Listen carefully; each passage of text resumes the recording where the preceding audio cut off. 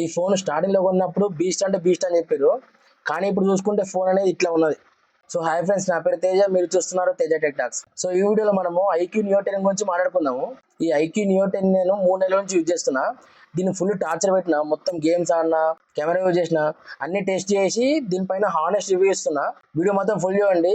ఈ ఫోన్ కొనాలా వద్దా అని చెప్పేసి మీకు క్లారిటీ వస్తుంది. ఫస్ట్ మనము డిజైన్ అండ్ బిల్డ్ క్వాలిటీ గురించి మాట్లాడుకుందాం. 3 months తర్వాత కూడా ఫోన్ అనేది చాలా ప్రీమియం ఉన్నది.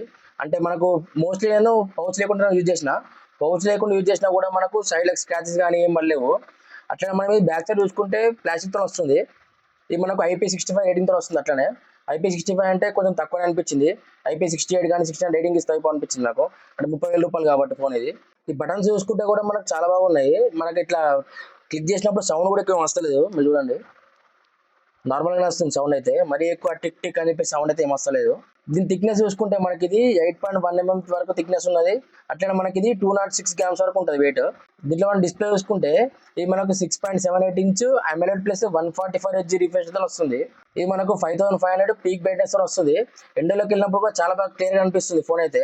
ఎక్కడ మనకు కనిపించకపోవడము, లేకుంటే చిన్న చిన్నగా మనకి రీడింగ్ ఇష్యూస్ కానీ ఇట్లాంటివి ఏం కనిపిస్తలేదు నాకైతే. AMOLED డిస్ప్లే కాబట్టి వీడియో చూసినప్పుడు లేకుంటే మూవీ చూసినప్పుడు చాలా బాగా అనిపిస్తుంది. అంటే మనకు కలర్స్ కానీ అవి కానీ బయటగా అనిపిస్తున్నాయి మంచిగా. నెక్స్ట్ మన డిస్ప్లేలో మనకు సెట్టింగ్స్ ఓపెన్ చేస్తే, సెట్టింగ్స్ లో మనకు డిస్ప్లే అండ్ బ్రైట్నెస్ లో ఎన్హాన్స్డ్ డిస్ప్లే ఎఫెక్ట్స్ లో ఈ రెండు ఆప్షన్స్ ఎనేబుల్ చేసి పెట్టుకోండి. ఎనేబుల్ చేసి పెట్టుకుంటే మీకు డిస్ప్లే కూడా చాలా బాగా అనిపిస్తుంది. డిస్ప్లే గురించి నేను ఎక్కువ ఇష్యూస్ అయితే ఏం నోటీస్ చేయలేదు. నాకైతే నార్మల్ మూవీ చూసినప్పుడు, గేమ్స్ అన్నప్పుడు అయితే చాలా బాగా అనిపించింది డిస్ప్లే అయితే. నెక్స్ట్ దీని పర్ఫార్మెన్స్ గురించి మాట్లాడుకుందాం. ఇది మనకు స్నాప్డ్రాగన్ 8s Gen 4 ప్రాసెసర్ మీద రన్ అవుతుంది. ఇది మనకు 4 nm టెక్నాలజీ మీద డిజైన్ చేశారు. అట్లనే మనం దీంట్లో GPU చూసుకుంటే Adreno 825 యూజ్ చేశారు. అట్లా మనకి ఇది LPDDR5X అల్ట్రాతో వస్తుంది. ఈ 90 days యూజ్ చేసిన తర్వాత ఈ ఫోన్ గురించి పర్ఫార్మెన్స్ చెప్పాలంటే అసలు క్రేజీ ఫాస్ట్గా ఉన్నది. నేను యాప్స్ ఓపెన్ చేసినప్పుడు కానీ, ఏదైనా ఓపెన్ చేసినప్పుడు కానీ చాలా ఫాస్ట్గా ఓపెన్ అవుతుంది. అట్లా గేమ్స్ కూడా మనకు తొందరగా లోడ్ అవుతున్నాయి. నెక్స్ట్ మనం గేమింగ్ గురించి మాట్లాడుకుంటే ఐక్యూ ఫోన్స్ అంటేనే గేమింగ్ కి పర్ఫెక్ట్ ఫోన్స్. ఈ ఫోన్ లో మనం BGMI గ్రాఫిక్స్ చూసుకుంటే స్మూత్, అల్ట్రా ఎక్స్ట్రీమ్ వరకు యూజ్ చేయొచ్చు. అంటే మనం 120 FPS లో కూడా గేమ్ అయినా ఆడుకోవచ్చు. హీటింగ్ విషయానికి వస్తే ఈ ఫోన్ నార్మల్ గా యూజ్ చేస్తే ఎక్కువ హీటింగ్ అనేది ఏమనిపిస్తలేదు నాకైతే. కానీ ఒకవేళ ఎండలో యూజ్ చేసినాం అనుకో, ఎండలో గేమ్స్ ఆడినాను, ఇట్లా ఎండలో కూర్చొని హెవీ గేమ్స్ ఆడితే కొంచెం సన్లైట్ వల్ల హీట్ అనేది ఎక్కువ అవుతుంది.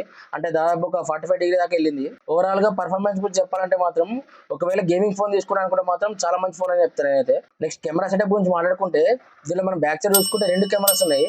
ఒక 50 MP main camera plus 8 MP ultra wide lens.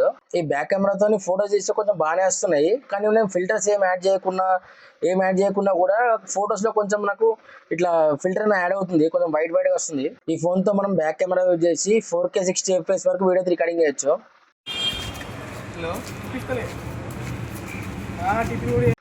ఈ ఫోటోస్ చూసుకుంటే బ్యాక్ కెమెరాతో ఫోటోస్ అంతా బాగా అనిపించలేవు. నార్మల్గా పోర్ట్రేట్ షాట్స్కి అయితే పర్లేదు. నార్మల్ కెమెరాతో కూడా మరీ అంత ఎక్స్పెక్ట్ అయితే పెట్టుకోకండి. అదే బ్యాక్ కెమెరాతో వీడియో అయితే కొంచెం బాగానే అనిపిస్తుంది. నెక్స్ట్ మనం ఫ్రంట్ కెమెరా చూసుకుంటే దీంట్లో 32 MP వైడ్ యాంగిల్ లెన్స్ ఉన్నాయి. ఫ్రంట్ కెమెరా అయితే అంత బాగా అయితే ఏమనిపించలేదు నాకు అసలు. దీంతో కూడా మనం 4K 60 FPS లో వీడియో అయితే రికార్డింగ్ చేయొచ్చు. ఇది ఐక్యూ నియో 10 ఫ్రంట్ కెమెరాతో వీడియో ఇస్తున్నా. ఒకసారి మీరు స్టెబిలైజేషన్ చూసుకోవచ్చు. ఇది మనకు 4K 60 FPS లో వీడియో అయితే రికార్డింగ్ అవుతుంది. నెక్స్ట్ మనం దీంట్లో బ్యాటరీ చూసుకుంటే 7000 mAh బ్యాటరీ వస్తుంది. అట్లే మనకి 120 వాట్ ఫాస్ట్ ఛార్జింగ్ సపోర్ట్తో వస్తుంది.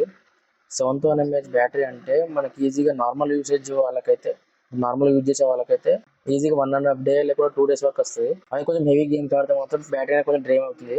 నెక్స్ట్ మనం ఫాస్ట్ ఛార్జింగ్ గురించి మాట్లాడుకుంటే ఈ 120 వాట్ ఛార్జ్తో వస్తుంది కాబట్టి మనకు 50% 20 minutes ఛార్జ్ చేస్తుంది. అట్లనే మనకు ఫుల్ ఛార్జ్ చేయడానికి దాదాపు 30 to 35 minutes తీసుకుంటుంది. నెక్స్ట్ దీంట్లో బ్లూటూత్ చూసుకుంటే వర్షన్ 5.4తో వస్తుంది. అట్లనే దీంట్లో మనకి NFC ఉంది, స్టీరియో స్పీకర్స్ కూడా ఉన్నాయి. నెక్స్ట్ కొన్ని ఇష్యూస్ గురించి మాట్లాడుకుంటే కొందరు ఏమంటున్నారంటే నార్మల్గా ఐక్యూ నియో 10 కానీ నియో 10R మనకు వైఫై కనెక్టివిటీ కానీ లేకుంటే ఇంటర్నెట్ ఇష్యూస్ కొన్ని వస్తున్నాయని చెప్పేసి కొంచెం చెప్తున్నారు. నాకైతే ఈ 3 months లో ఇంటర్నెట్ ఇష్యూస్ కానీ నెట్వర్క్ ఇష్యూస్ కానీ ఏం కనిపించలేవు.